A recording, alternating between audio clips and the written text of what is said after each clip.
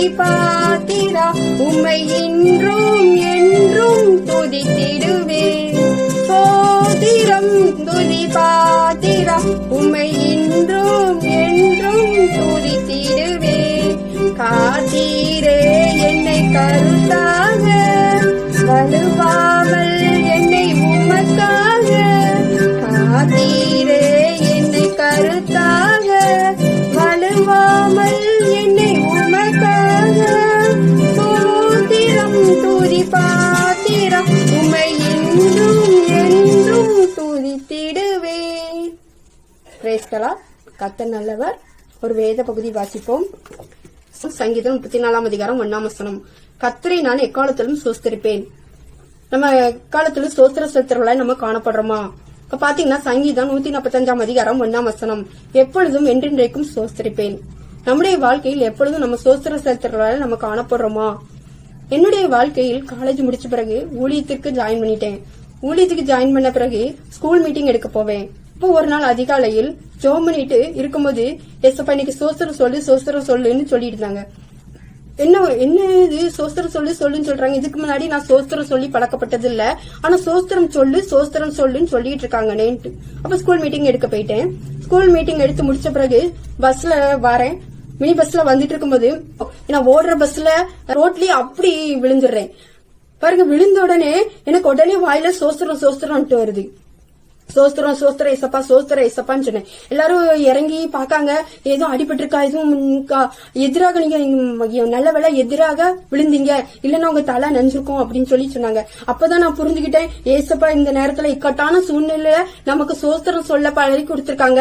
சோஸ்திரம் சொல்லுன்னு ஏவிருக்காங்கன்னு சொல்லி நான் புரிஞ்சுக்கிட்டேன். அப்ப நான் சோஸ்திரம் சொன்னேன். சோஸ்திரம் ஏசப்பா நான் சொல்லும் போது அந்த நேரத்துல எந்த வீக்கமும் இல்ல, எந்த மன உளைச்சலும் இல்ல, பலவீனமும் இல்ல. அந்த எந்த பலவீனம் இல்லாத அடுத்த நாள நான் என்ன பண்ணிட்டேன், ஸ்கூலுக்கு போயிட்டேன். உங்களுடைய வாழ்க்கையிலும் எந்த நேரத்திலும் எக்காலத்திலும் நீங்க சோஸ்திர செலுத்துறவர்களாய் நீங்க காணப்படுங்க. அடுத்து பாத்தீங்கன்னா எல்லாவற்றிலையும் சோஸ்திரம் செலுத்தணும். இங்க பாத்தீங்கன்னா 1 தெசலோனிக்கர் 5 அதிகாரம் 18 வசனம். எல்லாவற்றிலையும் சோஸ்திரம் செய்யுங்கள். எந்த காரியமா இருந்தாலும் சரி, சிறிய காரியமா இருந்தாலும் சரி, பெரிய காரியமா இருந்தாலும் சரி, ஒருவேளை ஒரு ட்ரெஸ் எடுக்கிறதுக்கோ, ஒரு வெளியே நீங்க கிளம்பும் போதும் கூட, ஒரு நன்மையான காரியங்கள் கிடைக்கும் போது கூட நீங்க சோஸ்திரம் சொல்லி நீங்க பழகணும். அப்ப சோஸ்திரம் சொல்லி பழகும்போது அது தேவனுக்கு பிரியமாய் காணப்படும். ரோமர் 14 அதிகாரம் 6 வசனம் கூறுகிறது, புசிக்கிறவன் தேவனுக்கு சோஸ்திரம் செலுத்துகிறபடியால் கர்த்தருக்கென்று புசிக்கிறான். நம்முடைய வாழ்க்கையில் நம்ம சாப்பிடும் போது சோஸ்திரம் செலுத்தி நம்ம சாப்பிடுறோமா? சோஸ்திரம் போட்டு சோஸ்திரம் ஏசப்பா இந்த சாப்பாடு தந்ததுக்காக நன்றி.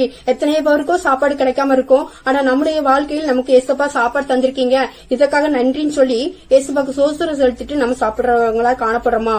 பாருங்க, புசிக்கிறவன் தேவனுக்கு சோஸ்திரம் செலுத்துகிறபடியால் கர்த்தருக்கென்று புசிக்கிறான். நம்முடைய வாழ்க்கையில் எப்படிப்பட்ட சூழ்நிலை நம்ம காணப்படுறோம்? அடுத்து பாத்தீங்கன்னா ஒன்றுக்கு கவலைப்படாமல் சோஸ்திரம் செலுத்தணும்.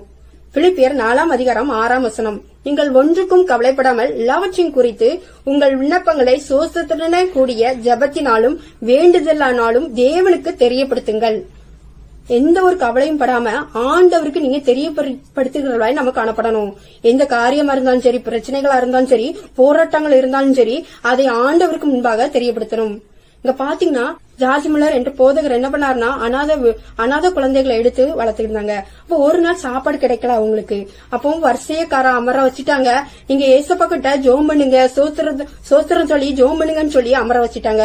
பாருங்க நடந்தது என்ன, அவங்களுக்கு கிடைக்கிற சாப்பாடு கிடைக்கிறது, பிரெட்டும் பாலும் அவங்களுக்கு சேருது. உங்களுடைய வாழ்க்கையிலும் எந்த காரியமா இருந்தாலும் சரி, எந்த பிரச்சனைகளா இருந்தாலும் சரி, ஏசப்பா கிட்ட சோஸ்திரத்தோட நம்ம ஜோம் பண்ணும் போது ஏசப்பா அதை நிறைவேற்ற வல்லவர்.